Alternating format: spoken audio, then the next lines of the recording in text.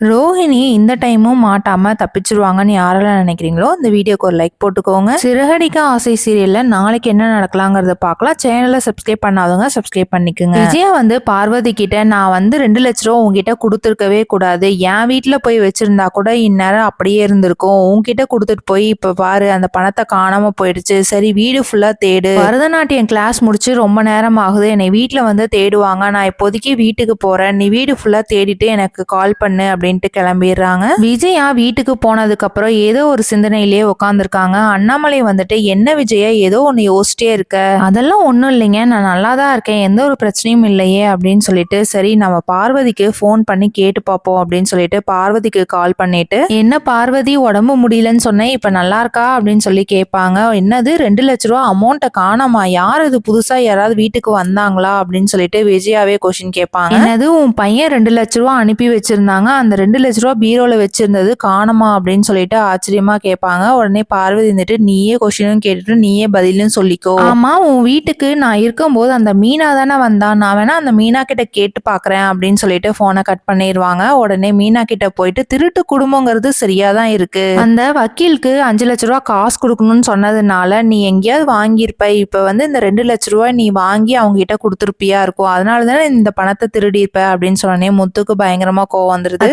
கொஞ்சம் வார்த்தையை பார்த்து பேசுங்க, என் தம்பி பண்ணானா அது உங்களால மட்டும்தான் அப்படின்னு சொல்றாங்க. விஜயா இது மூலியமா எப்படி கண்டுபிடிப்பாங்கங்கிறத வெயிட் பண்ணி பார்க்கலாம். தேங்க்ஸ் ஃபார் வாட்சிங்.